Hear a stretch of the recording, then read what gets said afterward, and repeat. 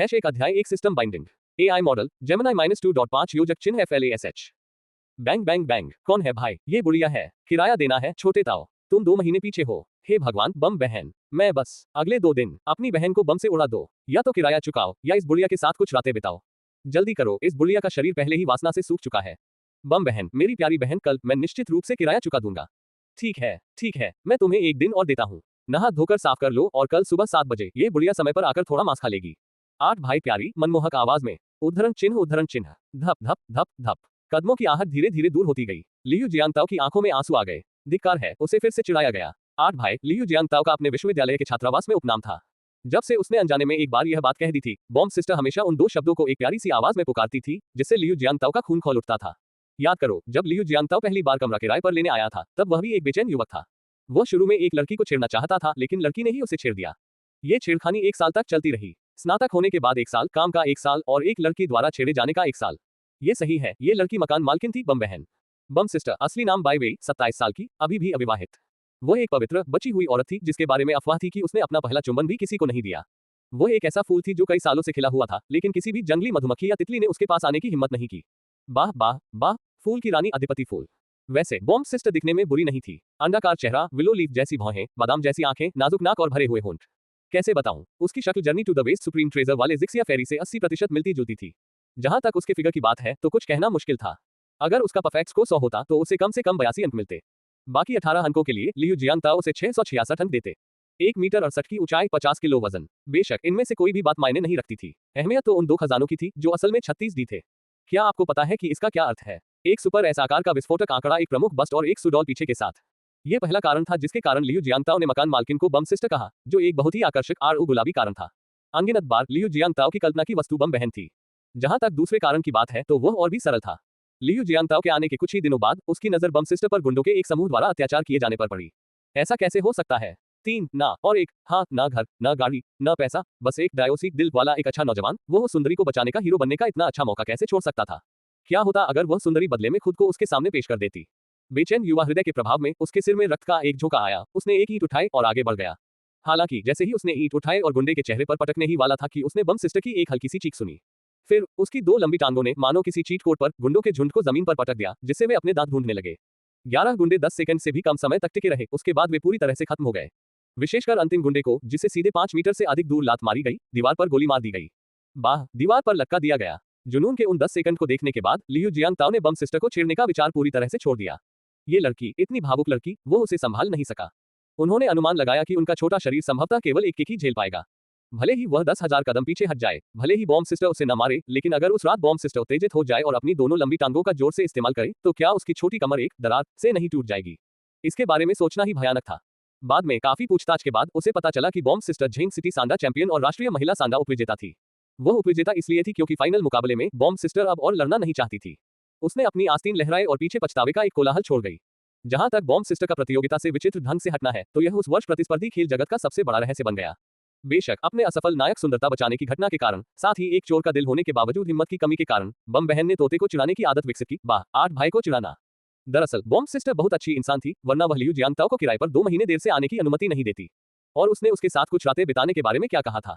हे, Liu जियांगताओ जरूर चाहता था। उसने रात में इसके बारे में सपने भी देखे थे, लेकिन बदकिस्मती से हल्की आह भरते हुए लियू जियांगताओ ने अपने बैग से एक पारदर्शी कांच का गोला निकाला। उसने 2 महीने पहले पहाड़ों में वह कांच का गोला उठाया था। वह मुट्ठी के आकार का था और उसके पारदर्शी खोल के अंदर टोकनों का एक छोटा सा सेट था। टोकनों पर कुछ चीजें हल्की सी नक्काशीदार थी, लंबे हैंडल वाला चिमटा, एक टोकरी, बस कुछ ही बाल बचे हुए, एक झाड़ू वगैरह। जब लियू जियांगताओ को पहली बार यह कांच का गोला मिला तो अनायास ही उसके मन में एक आवाज आई। ऊर्जा अपर्याप्त है, सक्रिय करने में असमर्थ। उस समय लियू जियांगताओ बहुत उत्साहित थे। हे भगवान, आखिरकार मुझे वो पौराणिक सुनहरी उंगली मिल ही गई। क्या ये कोई सिस्टम है? क्या ये कोई लॉटरी है? या कोई समय यात्रा करने वाली मशीन है? खैर, चाहे कोई भी हो, उसके जीवन में जबरदस्त बदलाव आने ही वाले थे। अपने भविष्य के आरामदायक जीवन के लिए उसने अपना सारा पैसा खर्च कर दिया, तरह तरह के उपाय किए, यहाँ तक कि रक्तबंधन की रस्म भी करवाई, लेकिन दूसरे पक्ष ने कोई प्रतिक्रिया नहीं दी। बार बार एक ही बात दोहराए, ऊर्जा अपर्याप्त है, सक्रिय करने में असमर्थ। मेरे पैर, ऊर्जा की कमी है। अब उसे बस बिजली ही एक तरीका सूझता था। यह मत पूछो कि लियू जियांगताओ को कैसे पता चला। थोड़ा बहुत सामान्य दिमाग वाला कोई भी व्यक्ति जानता है कि बिजली ऊर्जा का एक रूप है, लेकिन ये चीज इतनी घमंडी थी कि इसे ग्रहण नहीं कर पाए, और उसने उसे प्रतिक्रिया भी दी। उसे चार्ज करने के लिए अपने शरीर को चार्जर के रूप में उपयोग करना पड़ा। मजाक कर रहे हो क्या? 220 वोल्ट बिजली, अगर वो सावधान न रहा तो उसकी जान जा सकती है। तो वह तुरंत डर गया। धिक्कार है, मैं तुम्हें नहीं बांधूंगा कमीने, और मैं अपनी जान जोखिम में नहीं डालूंगा। लेकिन अब स्थिति अलग थी, वह अपनी बुद्धि के अंत पर था। ऊर्जा अपर्याप्त है, सक्रिय करने में असमर्थ। जब यह आवाज लियू जियांगताओ के दिमाग में फिर से गूंजी तो उनके मन में अचानक एक विचार आया और एक अजीब विचार सामने आया। क्या मुझे कोशिश करनी चाहिए? वैसे भी एक फ्यूज बॉक्स है, बिजली लगते ही वो ट्रिप हो जाएगा, तो मुझे मरना नहीं चाहिए, है ना? एक बार यह अविश्वसनीय विचार मन में आ गया तो उसे बुझाया नहीं जा सकता था। 3 सेकंड तक ध्यान से सोचने के बाद लियू जियांगताओ ने मुट्ठी भर गोले को अपने बाएं हाथ में कसकर पकड़ा, बड़ी मुश्किल से निगला और फिर कांपते हुए अपना दाहिना हाथ धीरे धीरे खुले हुए सॉकेट के पास पहुंचाया। चटचटाहट, ओह ओह ओह, वाह, कैसे कैसे हुआ कि ये ब्रेकर पर नहीं चढ़ा? बीप बीप, अज्ञात बुद्धिमान जीव पर उपयुक्त ऊर्जा का पता चला है। क्या आप इसे अवशोषित करना चाहते हैं? हो ली बकवास, बेशक, अब सोख लो इसे। लियू जियांगताओ लगभग पूरी तरह से भ्रमित हो गए। कोई आश्चर्य नहीं कि जब उन्होंने पहले खुद को बदलने के लिए एक मरे हुए सुअर का इस्तेमाल किया था तब भी यह चार्ज नहीं हुआ। पता चला कि इसे पुष्टि की जरूरत थी।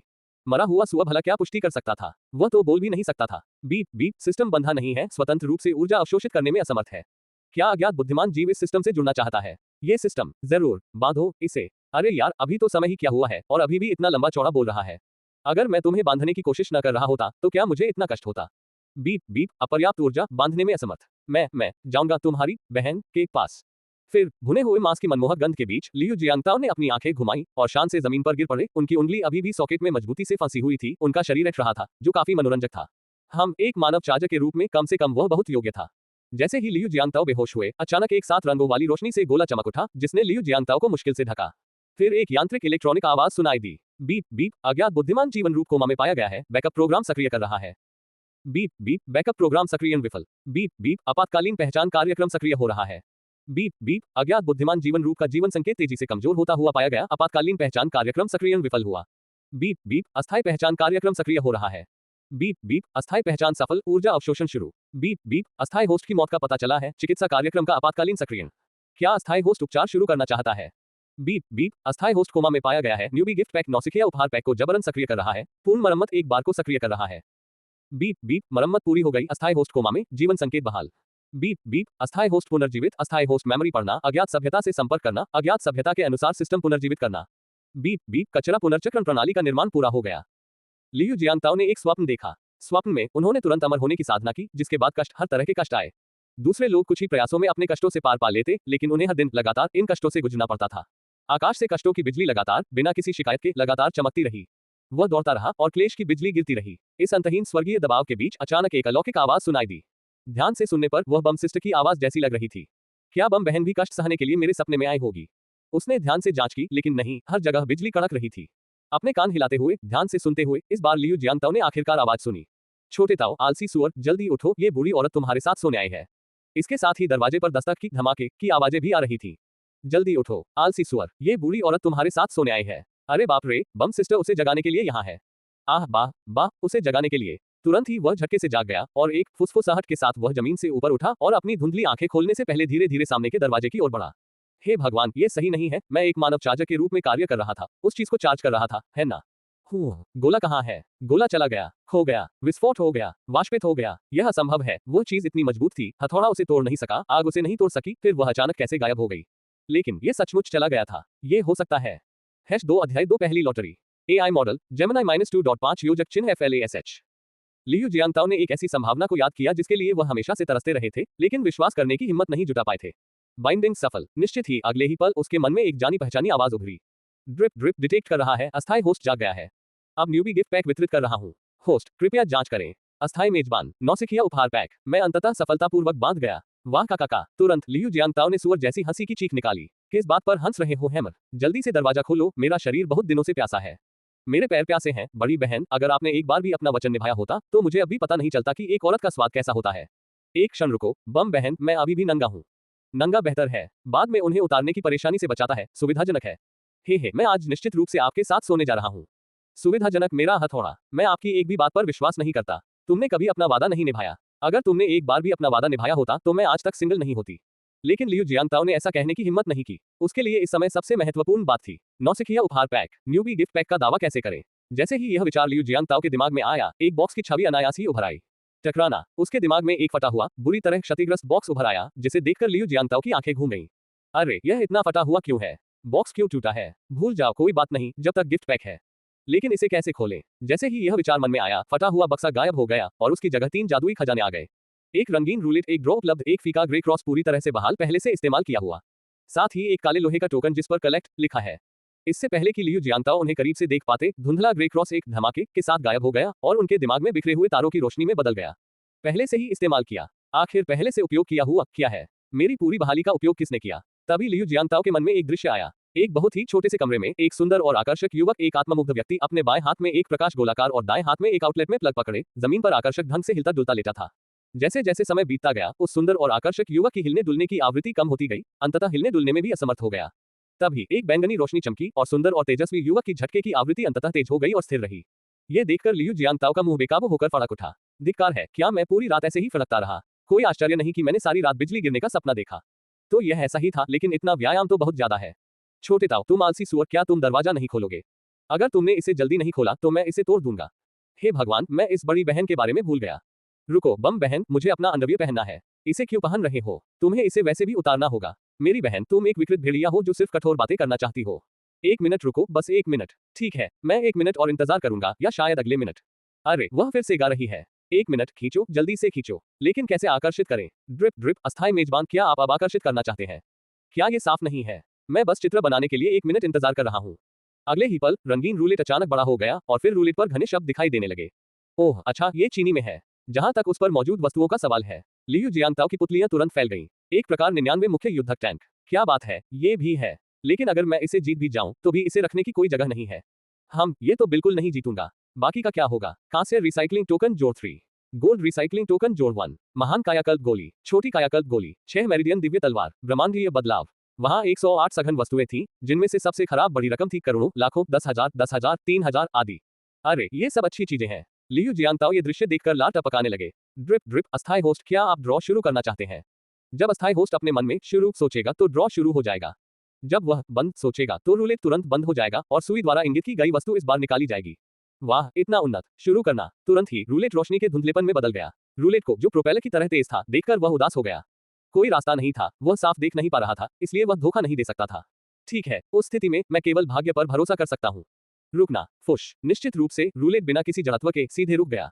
3,000 चांदी के डॉलर। ये सबसे खराब वस्तु थी। फिर रूलेट का रंग धूसर हो गया। अगले ही पल लियू जियांताओ को अपनी जेब में कुछ खालीपन महसूस हुआ। उसने जेब निकाली और एकदम नए चटक लाल नोटों का एक ढेर देखा। हालांकि सिर्फ 30 नोट थे, फिर भी वे बहुत आकर्षक थे। Bang bang bang. छोटे ताऊ, तुम आलसी सुअर, क्या तुम फिर से सो गए हो? जल्दी करो और मेरे लिए दरवाजा खोलो। अभी 7:02 बज रहे हैं। तुमने मेरी जवानी के 2 मिनट बर्बाद कर दिए हैं। सावधान रहो, वरना मैं तुम्हारे साथ 2 बार और सोऊंगी। मेरी बहन। लियू जियांताओ ने लाल निगलते हुए लाल नोट अपनी जेब में ठूंस लिए। तभी उसने अकड़कर दरवाजा खोला, सिर झुकाया और आत्मसंतुष्ट भाव से बॉम्ब सिस्टर को देखा। कोई विकल्प नहीं, क्योंकि मैं अमीर हूँ। जहां तक दरवाजे के बाहर बॉम्ब सिस्टर की बात है, जैसे ही दरवाजा खुला वो दंग रह गई। अपने सामने लियू जियांताओ को घूरती रही, उसकी आंखें अविश्वास से भर गईं। बॉम्ब सिस्टर की हैरान कर देने वाली निगाह किसी मूर्ख को देखकर, दयनीय नजर को देखकर लियू जियांताओ और भी अधिक आत्मसंतुष्ट हो गया। सचमुच पैसा होने के बाद व्यक्ति के स्वभाव में भारी परिवर्तन आ जाता है। ये तो उस कहावत की ही प्रतिध्वनि थी, एक बड़ा आदमी एक दिन भी बिना ताकत के नहीं रह सकता, एक छोटा आदमी एक दिन भी बिना पैसे के नहीं रह सकता। हालांकि यह सिर्फ 3,000 चांदी के डॉलर थे, फिर भी इसे एक छोटे आदमी का भाग्य माना जा सकता था। बम बहन, क्या ये सिर्फ 2 महीने का किराया नहीं है? ये कहते हुए लियू जियांताओ ने अपनी जेब से बिल्कुल नए लाल नोटों का ढेर निकाला, उन्हें बम सिस्टर के सामने लहराया और फिर बम सिस्टर की बाहों में फेंक दिया। बम सिस्टर को पैसे पकड़ने के लिए छटपटाते देखकर उसने अपने होंठ टेढ़े किए और बम सिस्टर को एक आकर्षक मुस्कान देते हुए कहा, जितना तुम्हें चाहिए उतना ले लो, मैं अमीर हूँ। ओह छोटे ताऊ, पैसा हो या ना हो, तुम्हारी बहन को कोई परवाह नहीं है।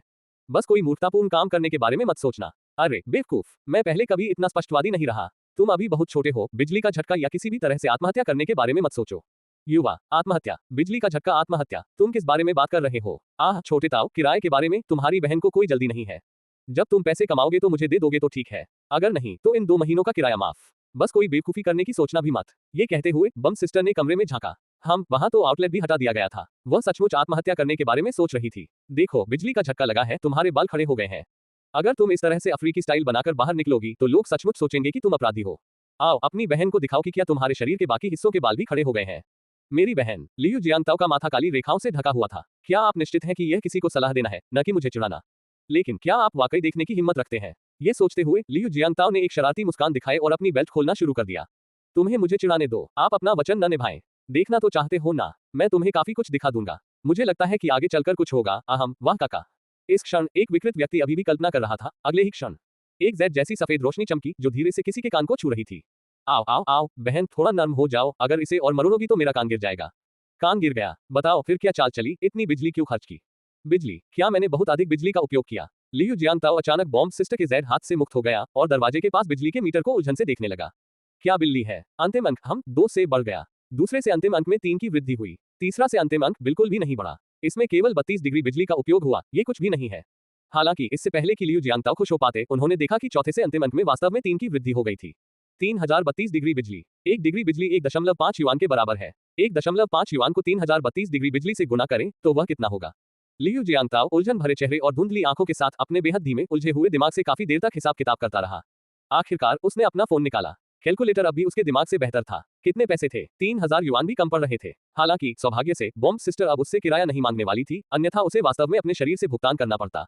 अभी भी कैलकुलेटर इस्तेमाल कर रहे हो? तुम तो बिल्कुल बेवकूफ हो। 3032 डिग्री बिजली, हर डिग्री 1.5 युआन, कुल 4548। तुम्हारे 3000 युआन घटाने के बाद भी तुम पर मुझे 1548 देने हैं। बम बहन गुस्से से दहाड़ी। उड़ाव आदमी, मैंने तुम्हारे जैसा उड़ाव आदमी कभी नहीं देखा। हौंफना। अगले ही पल लियू जियांगताओ की कोमल विनम्र आवाज दालान में गूंज उठी, साथ ही बॉम्ब सिस्टर की तेज गर्जना भी गूंज उठी। ओह बहन, क्या आपको यकीन है कि आपने गलत गणना नहीं की है? सारा पैसा आपके लिए है और मुझे अभी भी आपको 1500 से अधिक देना है। ये सही है? क्या हम इसे गोल कर सकते हैं? नहीं, तो फिर इन 2 महीनों के किराए का क्या होगा? अभी भी बकाया है। नहीं बहन, क्या आपने नहीं कहा था कि इसे माफ कर दिया गया है? मैं मजाक कर रहा था। बिल्कुल नहीं मेरी प्यारी बहन, एक सज्जन का वचन एक दौड़ते हुए घोड़े के समान अच्छा होता है। मैं एक महिला हूँ, सज्जन नहीं। पंथ पंथ पंथ पंथ। लियू जियांगताओ बिना कुछ कहे बहुत देर तक हाँफता रहा।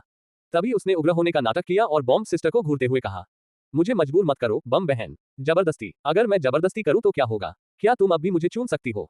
#3 अध्याय 3 पिटना एक तरह से अच्छा था। AI मॉडल जेमिनी -2.5 योजक चिन्ह FLASH। मैं सचमुच, क्या वह वास्तव में उसे चूम सकता है? वह उससे बात करके उसे मात नहीं दे सकता था, वह उससे लड़कर उसे मात नहीं दे सकता था, और सबसे महत्वपूर्ण बात यह कि उस पर उसका पैसा बकाया था।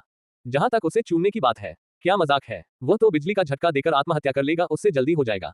ये किसकी गलती थी? ओह ठीक है, ये किसकी गलती थी? ये सिस्टम की गलती है। इसने 4000 युआन से ज्यादा की बिजली खपत की और सिर्फ 3000 युआन का उत्पादन किया। क्या ये घाटे का सौदा नहीं है? नहीं, मुझे सिस्टम से मुआवजा मांगना होगा। इससे पहले कि लियू जियांगताओ लड़ाई शुरू कर पाते, सिस्टम ने पहले ही हमला शुरू कर दिया। Beep beep. एक छोटी सी औरत द्वारा अस्थायी होस्ट को इस तरह परेशान होते देख सिस्टम को भी बहुत शर्म आती है। एक सिस्टम वाले व्यक्ति के रूप में आप इतने काये कैसे हो सकते हैं? यादृच्छिक मिशन जारी किया गया। यादृच्छिक मिशन 1, उसे चूमो। नोट, चून की छोटी महिला ने इतनी ईमानदारी से विनती की है, इसलिए इस सिस्टम का होस्ट अनिच्छा से दया दिखाएगा और आपको एक चुंबन देगा। सफलता, पुरस्कार, क्षति प्रतिरोध 2 गुना, सोना तारांकन 10। विफलता, ये सिस्टम स्वचालित रूप से अस्थायी होस्ट से अलग हो जाएगा और नए होस्ट की खोज करेगा।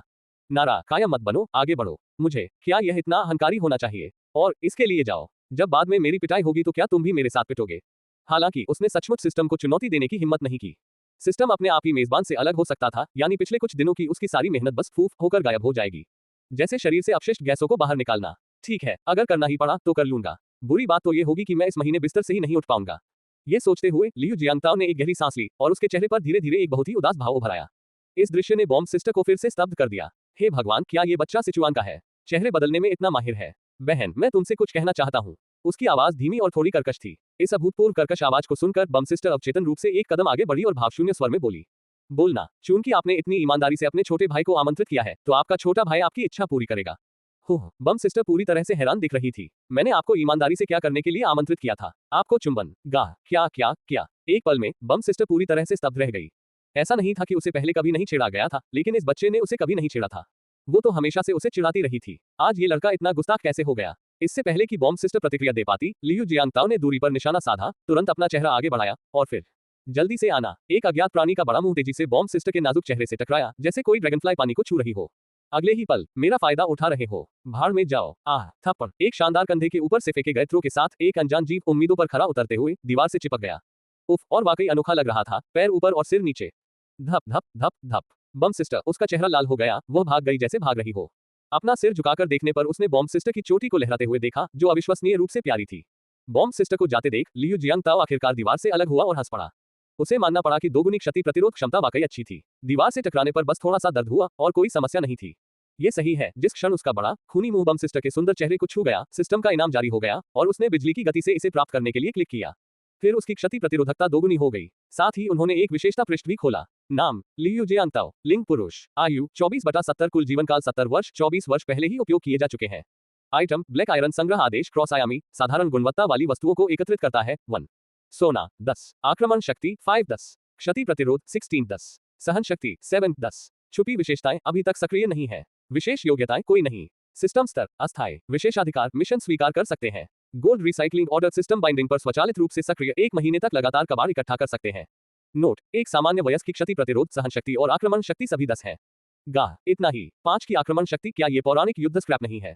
इससे पहले कि लियू जियांगताओ अपनी खुशी खत्म कर पाता, दालान में फिर से तेज कदमों की आवाज गूंज उठी। धप धप धप धप। जैसे ही कदम पास आए, बम सिस्टर की आकृति दालान में दिखाई दी। तुम ठीक हो? बम सिस्टर अभी अपने थ्रो को लेकर बहुत आश्वस्त थी। हालांकि उसने उसे फेंकते समय थोड़ा पीछे हटकर जोर कम किया था, फिर भी लियू जियांगताओ जैसा कमजोर इंसान 3 मिनट में उठ तो नहीं पाएगा। हालांकि अब वह जिंदा और स्वस्थ घूम रहा था। यह अवैज्ञानिक था। बिल्कुल ठीक हूँ बम बहन, आज से तुम्हारा छोटा भाई पहले जैसा नहीं रहा। हे बोलते समय वह बेशर्मी से उसके चेहरे के उस हिस्से को गौर से देखने लगा जिसे उसने अभी अभी चूमा था। अपने सुअरबाड़े में वापस जाओ। एक आकृति चमकी और लियू जियांगताओ फिर से उड़ गया। आह, आप गंभीर हैं बहन। टकराना। इस बार वह अपने सुअरशाला में पूरी तरह से उतरा, उफ, अपने बिस्तर पर। लेकिन बिस्तर इतना गंदा था कि वह सुअरबाड़े से अलग नहीं था। बहुत अधीर मेरी प्यारी बहन। इससे पहले कि वह बोलना समाप्त कर पाता, एक तेज रोशनी चमकी जो सीधे लियू जियांगताओ की बाहों में आ गिरी। टकराना। आउच, आओ बंद करो। तुम तो औरतों जैसी लग रही हो। ये मेरी खास तौर पर बनाई गई चोट की दवा है। तुम तो खुशकिस्मत हो बच्चे। ऐसा कहने के बाद बम सिस्टर ने एक बार फिर लियू जियांगताओ को गुस्से से घूरा, फिर एक एक शब्द कहा।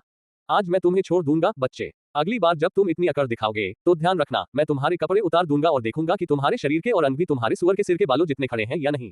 गाह। बॉम्ब सिस्टर को देखते हुए जो मुड़कर जाने वाली थी, लियू जियांगताओ का दिमाग खाली हो गया और बिना सोचे समझे शब्द निकल पड़े।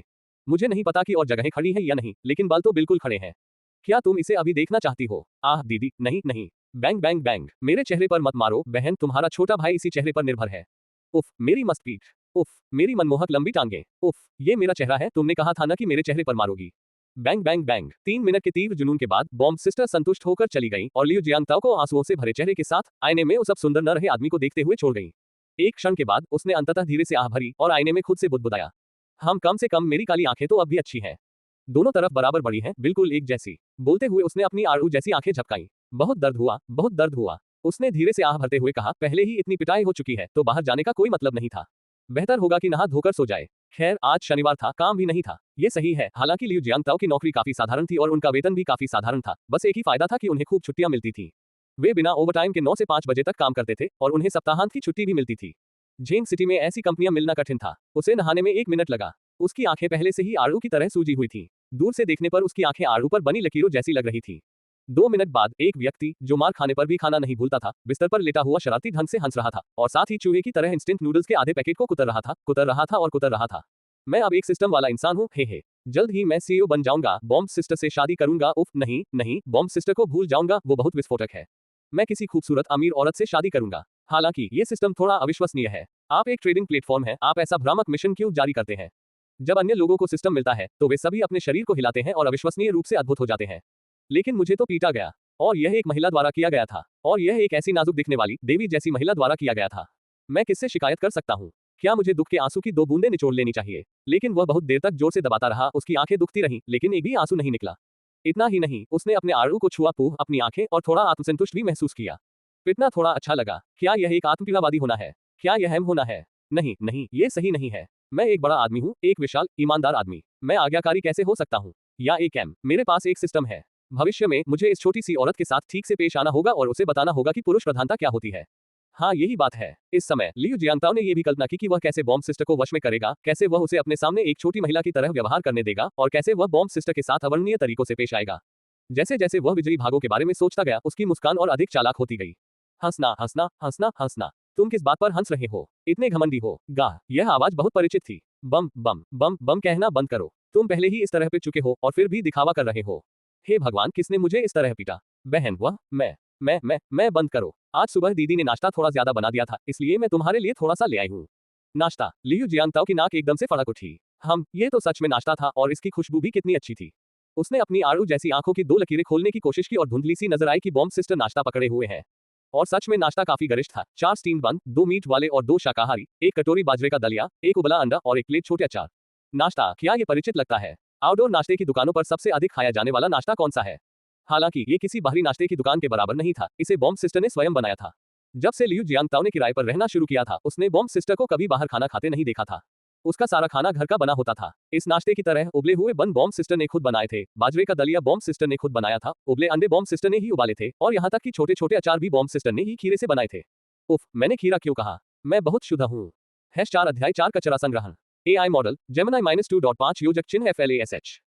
शुक्रिया बहन, तुम हमेशा मेरे लिए सबसे अच्छी हो। बू हू। कुछ सूखी सिसकियों के बाद उसे एहसास हुआ कि आंसू नहीं आएंगे, इसलिए उसने ऐसा न करने का फैसला किया।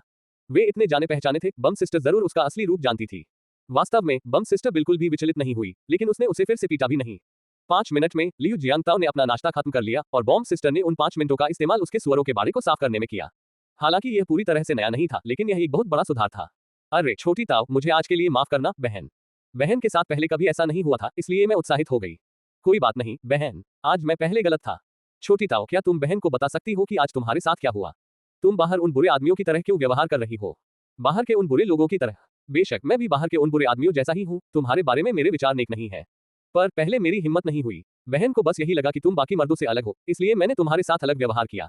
तुम्हारे अचानक बदलाव ने बहन को थोड़ा परेशान कर दिया है। ओह, तो आपने सोचा कि मुझमें वासना तो है लेकिन हिम्मत नहीं है, यही वजह है कि आपने मुझे इतनी बेपरवाही से छेड़ा, है ना? चलो ऐसा मान लेते हैं कि आज की घटना कभी घटित ही नहीं हुई, ठीक है छोटे ताओ? कभी नहीं हुआ। आज की घटनाएं, आज क्या हुआ? आज बहन पहली बार किसी लड़के के साथ ऐसा हुआ। वो पहली बार, यह मेरा भी पहला मौका है। हाँ हाँ, कोई बात नहीं, दीदी पहले तुम्हें दवा लगाएंगी। अगर तुमने जल्दी नहीं लगाई तो परसों काम पर नहीं जा पाओगी। इससे पहले कि लियू जियांगताओ कुछ बोल पाता, उसने महसूस किया कि उसकी आंखें अचानक एक जोड़ी गर्म छोटे हाथों से ढक गईं। उन नन्हे हाथों के गर्म तापमान में औषधीय द्रव फैलने लगा। तुरंत लियू जियांगताओ को अपनी आंखों में गर्माहट महसूस हुई। कुछ ही पल बाद उस गर्माहट की जगह हल्की ठंडक ने ले ली। थोड़ी खुजली हुई, लेकिन बहुत ताजगी महसूस हुई। पहले उसकी आंखें, फिर उसके ऊपरी शरीर पर जख्म। जहां तक उसके निचले शरीर की बात है, लियू जियांगताओ अभी मरना नहीं चाहता था, इसलिए उसने बम सिस्टर से वहां दवा लगाने के लिए कहने की हिम्मत नहीं की। पूरी प्रक्रिया के दौरान उनमें से किसी ने भी बात नहीं की।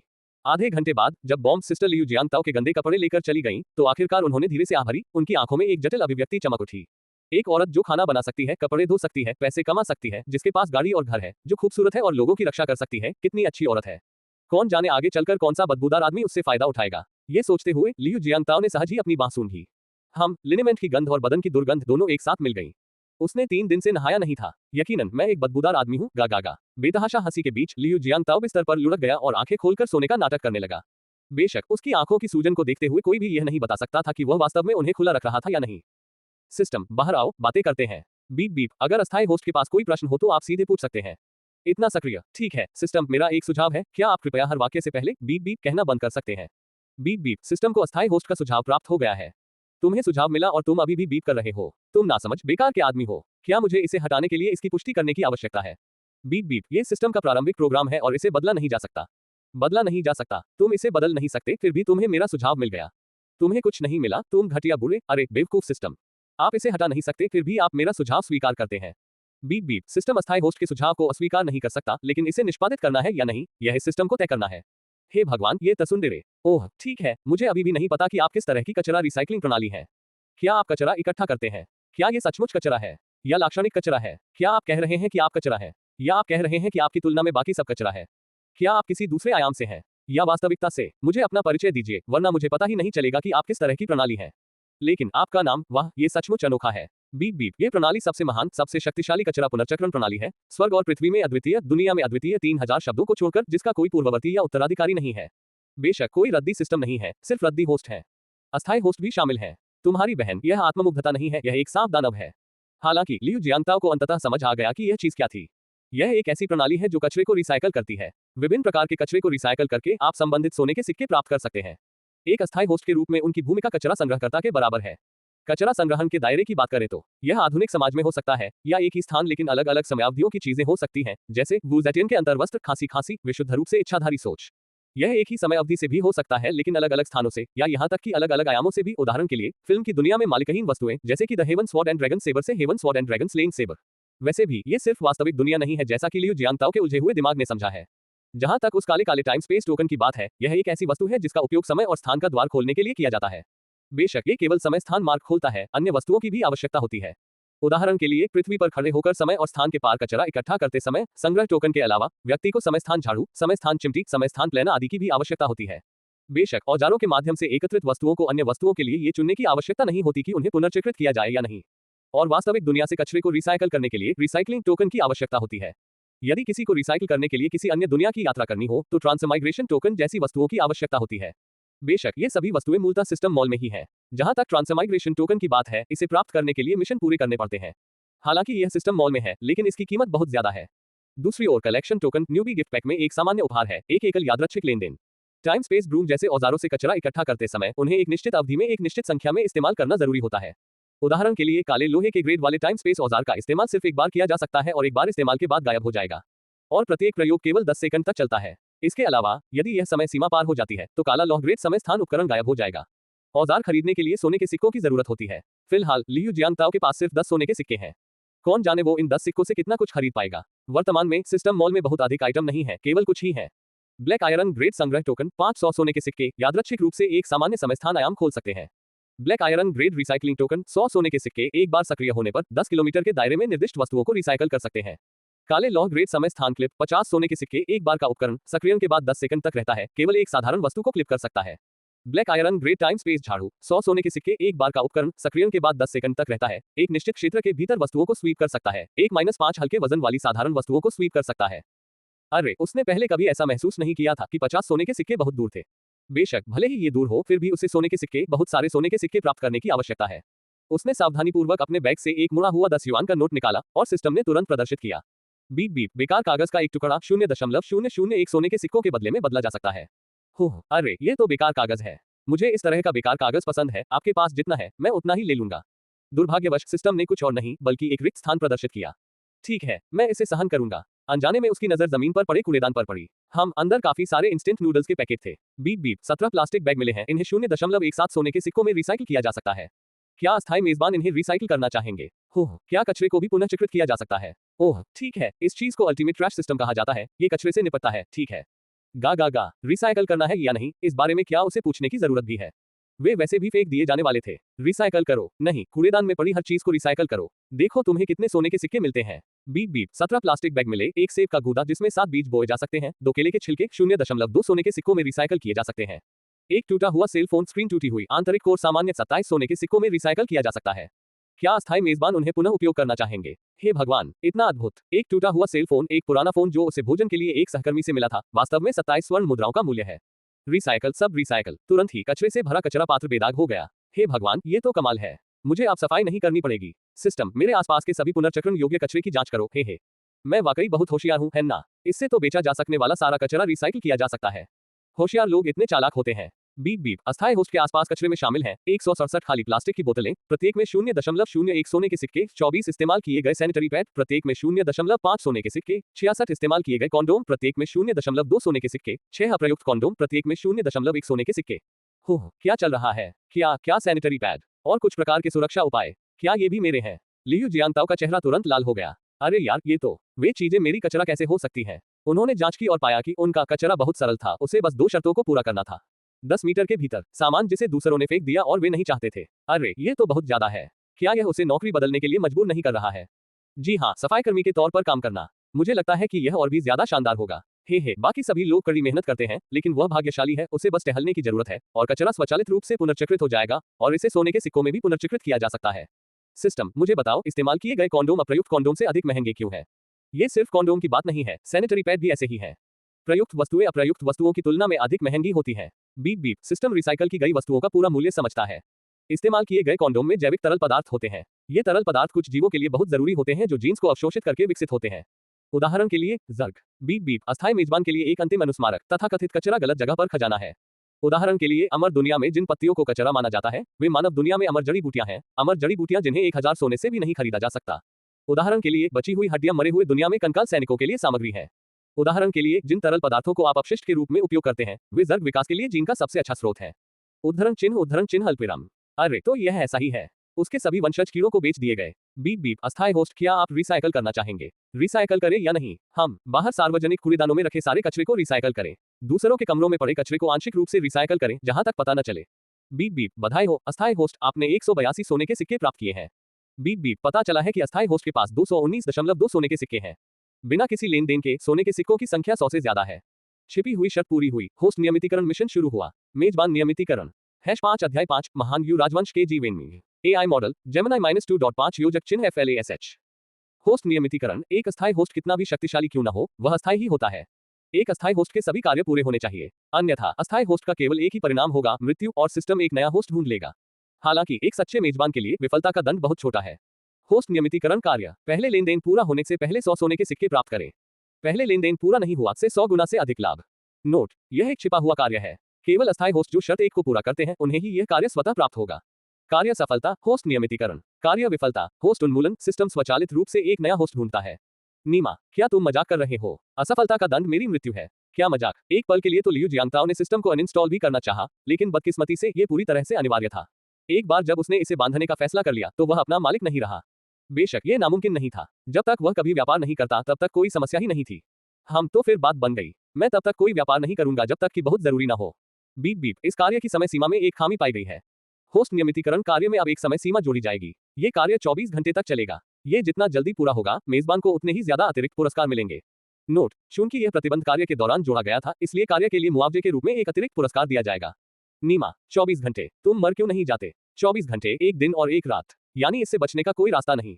चूंकि यह मामला है इसलिए बेहतर है कि जीवन के इन 24 घंटों का उपयोग जुआ खेलने में किया जाए। सिस्टम कलेक्शन ऑर्डर का इस्तेमाल करो और एक काला आयरन ग्रेड स्पेसटाइम ट्वीजर खरीदो। मैं चीजें चुराने जा रहा हूँ, बाह बाह, कचरा उठाने जा रहा हूँ। Beep beep, scene filtering. एक पल में लियू जियांगताओ के सामने का दृश्य एक बड़ा बदलाव लेकर आया। मूल दीवार मुट्ठी भर आकार के ब्लैक होल में बदल गई। ब्लैक होल अचानक प्रकट हुआ और चिमटी धीरे धीरे ब्लैक होल की ओर बढ़ी और ब्लैक होल के पास पहुंचने पर ही रुकी। मुट्ठी के आकार के ब्लैक होल को देखकर लियू जियांगताओ पूरी तरह से हक्का बक्का रह गया। नीमा, क्या यही वो पौराणिक संग्रह क्रम है? वो चीज जो अलग अलग स्पेस टाइम खोल सकती है? लेकिन क्या ये ब्लैक होल किसी प्रकार का स्पेस टाइम गेट है जो खुल गया है? जैसे ही लियू जियांगताओ शिकायत कर रहे थे, ब्लैक होल के दूसरी ओर जादुई दृश्य और अजीब या परिचित परिदृश्य तेजी से चमकने लगे। ये दृश्य बहुत जल्दी चमक गए, लेकिन लियू जियांगताओ को अभी भी उनमें से कुछ की छाप थी, जैसे कि वेयरवुल्फ, पिशाच, राक्षस, रेजिडेंट ईविल, लाश और यहाँ तक कि अमर क्षेत्र, युद्ध क्षेत्र। इन जाने पहचाने दृश्यों को देखकर लियू जियांगताओ की अभिव्यक्ति और भी जटिल होती गई। नीमा, कितना अच्छा होता अगर वह शापित नियमितीकरण कार्य न होता। तब वह चुन सकता था कि उसके लिए सबसे उपयुक्त क्या है। नहीं, ये कहा जाना चाहिए कि यदि वह कार्य न होता तो वह निश्चित रूप से इन दृश्यों, इन परिदृश्यों से अच्छी चीजें प्राप्त करने में सक्षम होता। दुर्भाग्यवश उस कार्य से, उस तथाकथित नियमितीकरण कार्य से उसे 100 गुना से भी अधिक लाभ प्राप्त करना था। नीमा, मुझे ये कैसे करना चाहिए? 100 गुना से अधिक मूल्य की चीजें या तो ज्ञान, उच्च तकनीक या अत्यंत दुर्लभ और प्रसिद्ध अच्छी वस्तुएं होनी चाहिए। निस्संदेह कुछ अमर प्रकार की अच्छी चीजें जैसे कि अनंत जवानी प्रदान करने वाली चीजें सैकड़ों या हजारों गुना मुनाफा दे सकती हैं। दुर्भाग्य से वह शापित समय सीमा 24 घंटे। नीमा, एक समय ब्लैक होल के दूसरी ओर एक युद्ध क्षेत्र का दृश्य दिखाई दिया। हर जगह मृत लोग थे और प्राचीन युग के प्राचीन लोगों की लाशें हर जगह थी। युद्ध के मैदान के मध्य में घावों से लदा हुआ और मोटे कपड़े पहने एक बूढ़ा आदमी युद्ध के मैदान में घुटनों के बल बैठा था। उसके बड़े बड़े आंसू जमीन पर गिर रहे थे। लड़ाई का मैदान, प्राचीन लोग, यहाँ कचरा कहाँ है? यह मृत लोगों से भरा हुआ है ना? मृत लोगों को वापस लाने का क्या मतलब है? जहाँ तक प्राचीन लोगों के हथियारों की बात है, वे मूलतः लकड़ी के डंडे या पत्थर होते थे। अगर कुछ कांसे के हथियार भी होते तो वे बहुत अच्छे नहीं लगते थे। मैं क्या लूं, ये सब बेकार लग रहे हैं। जैसे ही लियू जियांगताओ संघर्ष कर रहे थे, 10 सेकंड की उल्टी गिनती शुरू हो गई। 10, 9, 8, 7, 6। ओह, ये तो शुरू हो गया है। जल्दबाजी में लियू जियांगताओ ने अब कोई हिचकिचाहट नहीं दिखाई। उसने चिमटी उठाई और बीच में घुटनों के बल बैठे बूढ़े आदमी की कमर की ओर बढ़ा। बीप बीप, बधाई हो अस्थायी होस्ट, आपने एक कांस्य प्राचीन तलवार उठा ली है। कांस्य प्राचीन तलवार, क्या बकवास है। कांस्य तलवार पर कई अस्थि खुदी हुई थी जिसे वह समझ नहीं सका और यह ऐतिहासिक आकर्षण से भरपूर लग रही थी। क्या ये चीज 100 गुना मुनाफा दे सकती है? लियू जियांगताओ बहुत उलझन में था। अचानक वह बूढ़ा आदमी जो फूट फूट कर रो रहा था, अचानक उठ खड़ा हुआ और आकाश की ओर जोर से चिल्लाया। महान यू राजवंश के जी वेनमिंग, ईश्वर को नमस्कार, कृपया जी वेनमिंग की मदद करें। महान यू राजवंश, आखिर महान यू राजवंश क्या है? इसके अलावा जी वेनमिंग कौन है? किसी फिल्म का पात्र या यह व्यक्ति बहुत प्रसिद्ध है? महान यू राजवंश के जी वेनमिंग, ईश्वर को नमस्कार, कृपया जी वेनमिंग की मदद करें। बीप बीप, महान यू राजवंश का एक पात्र अस्थायी मेजबान से मदद का अनुरोध करता है। क्या अस्थायी मेजबान मदद करना चाहता है? जी वेनमिंग को एक धारदार हथियार पाने में मदद करें। सहमत, अस्थायी मेजबान को एक तेज हथियार प्रदान करने और दूसरे पक्ष से मुआवजा प्राप्त करने की आवश्यकता है। मुआवजा निर्दिष्ट किया जा सकता है, लेकिन इसे इकट्ठा करने के लिए एक उपकरण की आवश्यकता होती है। असहमत, ये दृश्य समाप्त होता है। एक तेज हथियार, हे प्रभु, युद्ध निकट है और जी वेनमिंग के पास अभी भी कोई धारदार हथियार नहीं है। मुझे आश्चर्य है कि क्या ईश्वर उसे कोई धारदार हथियार दे सकते हैं। जी वेनमिंग ने पहले ही भरपूर दान तैयार कर रखा है। प्रसाद, उदार भेंट, ये भी खूब रही। उसने कमरे की तरफ देखा। इस आदमी के पास सिर्फ एक ही चीज थी जिसे धारदार हथियार कहा जा सकता था, एक छुरी। एक अनुभवी खाने पीने के शौकीन होने के नाते खाना पकाने के औजारों से बिल्कुल भी छेड़छाड़ नहीं की जा सकती थी। रसोई में इस आदमी के पास कबाड़खाने से बचाकर लाए गए क्लीवर का एक सेट था। इस चाकू के सेट में कुल 6 चाकू थे, जिनमें से सबसे खतरनाक आधा मीटर लंबा सुअर काटने वाला चाकू था। इस आदमी ने इसका इस्तेमाल हड्डियां काटने के लिए किया। दिखने में सुअर काटने वाला चाकू बिल्कुल वैसा ही था जैसा जो दादा ने film from Beijing with love में इस्तेमाल किया था। अन्य 5 छुरे भी तेज थे, लेकिन वे इस सुअर हत्या चाकू की शक्ति से मेल नहीं खा सकते थे। ये स्वर्गीय क्षेत्र से पाक कला के देवता का सुअर वध चाकू है, जो अब आपको प्रदान किया गया है। जैसे ही उन्होंने यह बात कही, लियू जियांगताओ ने सिस्टम के निर्देशों के अनुसार सावधानीपूर्वक सुअर वध करने वाले चाकू को ब्लैक होल में फेंक दिया। और वास्तव में, हालांकि ब्लैक होल केवल मुट्ठी के आकार का लग रहा था, लेकिन इसने बड़ी आसानी से विशाल सुअर वध करने वाले चाकू को अपने अंदर खींच लिया। बीप बीप, एक सुअर काटने वाला चाकू। इसकी क्वालिटी दूसरे पक्ष की मांग से कहीं ज्यादा है। काबिल गाह, क्या यहाँ गुणवत्ता जांच भी होती है? एक झटके के साथ सुअर हत्या करने वाला चाकू सीधे जी वेनमिंग के सामने तैर गया। एक हल्की हवा बह रही थी, रहस्यमयी और असाधारण। जी वेनमिंग ने दोनों हाथों से सुअर काटने वाला चाकू उठाया, उससे इशारा किया और फिर अचानक अपने बगल में एक हाथ जितनी मोटी शाखा को काट दिया। स्विश, हाथ जितनी मोटी शाखा पूरी तरह से कट गई थी। अच्छा, अच्छा, हा, इस दिव्य अस्त्र से सानमियाओ पर विजय पाने का युद्ध और भी आसान हो जाएगा। सानमियाओ पर विजय प्राप्त करें। यह इतना परिचित क्यों लग रहा है? ये सही है, महान यू राजवंश। महान यू राजवंश। नीमा, कुछ बड़ा हुआ है। यद्यपि ये लड़का इतिहास के मामले में पूरी तरह से फिसड्डी था, फिर भी वह कॉलेज के 4 वर्षों तक एक ऐसे रूममेट को रखने से खुद को नहीं रोक सका जो प्राचीन वस्तुओं और विभिन्न ऐतिहासिक घटनाओं के बारे में ऐसे बात करता था जैसे कि वे के साथ परोसी जाने वाली चीजें हो। इस क्षण लियू जियांगताओ को आखिरकार महान यू राजवंश की याद आ गई। महान यू राजवंश आधुनिक इतिहासकारों और पुरातत्वविदों द्वारा अनुमानित एक राजवंश था जो जिया राजवंश से पहले का राजवंश था। क्योंकि पर्याप्त ऐतिहासिक साक्ष्य नहीं थे, इसलिए हमारे महान चीन का इतिहास केवल शांग राजवंश से ही गणना किया जा सकता था। जहां तक उससे पहले यूजिया राजवंश के 1600 वर्षों का सवाल है, उसे केवल एक किंवदंती ही माना जा सकता है। बेशक लियू जियांगताओ पुष्टि कर सकते थे कि पौराणिक यूजिया राजवंश वास्तविक था। कोई आश्चर्य नहीं कि जी वेनमिंग नाम इतना जाना पहचाना लग रहा था। कोई आश्चर्य नहीं कि सानमियाओ पर कब्जा करने के लिए युद्ध हुआ था, क्योंकि ये दयू था जो कि 3 महान शासकों और 5 सम्राटों में से एक था। दयाओ, मूल नाम जी वेनमिंग। सानमियाओ पर विजय पाने के लिए किया गया वह युद्ध पौराणिक युग की सानमियाओ पर विजय थी। पौराणिक दयू, पौराणिक प्राचीन युग, फिर भी वह स्वयं एक सुअर हत्या चाकू लाया। हे भगवान, इससे इतिहास तो नहीं बदलेगा, है ना? वह गायब तो नहीं हो जाएगा, है ना? एक पल इंतजार करने और यह जानने के बाद कि उसकी मौत नहीं हुई है, उसने आखिरकार राहत की लंबी सांस ली। भाग्यशाली, सचमुच भाग्यशाली। अरे सिस्टम, क्या मैं इसे कोई दूसरा चाकू दे सकता हूँ? मुझे लगता है कि वो फल काटने वाला चाकू काफी अच्छा है और बहुत तेज भी है। इस समय आंसू बहाने की कगार पर पहुंचे लियू जियांगताओ को कुछ और याद आया। सुअर काटने वाला ये चाकू जंगरोधी लग रहा था। इसका मतलब था कि यह चीज बहुत लंबे समय तक चल सकती है और हो सकता है कि आधुनिक लोग इसे खोदकर निकाल भी लें। यदि बाद की पीढ़ियों को ये सुअर हत्या चाकू मिल गया तो क्या सभी पुरातत्वविद ध्वस्त नहीं हो जाएंगे? प्राचीन काल में कांस्य युग में आधुनिक तकनीक से संसाधित एक सुअर वध चाकू दिखाई दिया। क्या तुम मजाक कर रहे हो? बीप बीप, आइटम का लेनदेन पूरा हो गया। दूसरा पक्ष पूरी तरह संतुष्ट है और दूसरे हथियारों के बदले में देने से इनकार कर रहा है। अस्थायी होस्ट का अनुरोध अमान्य है। नीमा, जी वेनमिंग स्वर्गीय ईश्वर के इस वरदान के लिए कृतज्ञतापूर्वक नतमस्तक है और स्वर्गीय ईश्वर से मेरे महान यू राजवंश द्वारा तैयार किए गए प्रसाद में से कुछ ग्रहण करने का भी अनुरोध करते हैं। उसके हाथ की एक लहर के साथ जानवरों की खाल पहने 10 जंगली लोगों की एक कतार जमीन पर घुटने टेककर बैठ गई। हे स्वर्गीय परमेश्वर, कृपया प्रसाद का आनंद लें। गाह प्रसाद। लियू जियांगताओ ने काफी देर तक देखा, तब जाकर उन्हें एहसास हुआ कि जी वेनमिंग नहीं, दयू, जिन भेंटों की बात कर रहे थे वे वही 10 असभ्य लोग थे। वह तो उन्हें भी वापस नहीं ला सका। यदि वह ऐसा कर भी सकता तो भी वह उन्हें भोजन नहीं दे सकता था। बूढ़े जी, इन स्वर्गीय देवताओं को इंसानों की जान लेना पसंद नहीं है। अच्छा हो अगर तुम कुछ कांसे की कलाकृतियां ले आओ, हम कीमती जैद कुछ ऐसा ही। बेहतर होगा कि लिखित अभिलेखों वाली कांसे की कलाकृतियां, महान यू राजवंश के अभिलेख, और उन्हें बहुत बड़ा मत बनाना। इन स्वर्गीय देवताओं को बड़ी चीजें पसंद नहीं है। कोई विकल्प नहीं था। जिस अपार्टमेंट को उसने किराए पर लिया था वह बहुत छोटा था। यदि उसे सी म्यू वुडिंग जैसी कोई चीज मिल जाती तो उसके पास उसे रखने के लिए कोई जगह नहीं होती। यदि वह इसे लिख भी दे तो वह दूसरों को इसकी उत्पत्ति कैसे समझाएगा? इसलिए छोटे बच्चों को समझाना आसान था, वह बस इतना कह सकता था कि उसने उन्हें जंगल में पाया था। सबसे महत्वपूर्ण बात यह है कि अब वह जो औजार खरीद सकता था उससे वह भारी सामान वापस नहीं ला सकता था। स्वर्गीय परमेश्वर, कृपया एक क्षण प्रतीक्षा करें। लगभग 3 मिनट बाद जी वेनमिंग 3 खजाने लेकर आए। उनमें से एक के बारे में कहा गया कि वह धूपदान जैसी एक कांसे की कलाकृति थी जिसका इस्तेमाल याओ ने सिंहासन पर बैठने के बाद स्वर्ग में बलि चढ़ाने के लिए किया था। इस कांस्य कलाकृति में स्वर्ग बलिदान के लिए याओ के बलिदान का पाठ दर्ज है। बेशक सबसे महत्वपूर्ण बात यह थी कि इस धूपदान पर बलिदान पाठ पर हस्ताक्षर वास्तव में याओ का मूल नाम था, ईक्यूई फोंगजून। ये सही है, ये याओ का मूल नाम था। दूसरी वस्तु एक कीमती जैद थी जो मटन जैसे सफेद जैद से तराशी गई मुट्ठी भर जैद पेंडेंट थी। सबसे अजीब बात यह थी कि इसे पूर्वी दिव्य ड्रैगन के आकार में तराशा गया था जिसका हम पूर्वी लोग सबसे ज्यादा सम्मान करते हैं। ये बहुत कीमती था।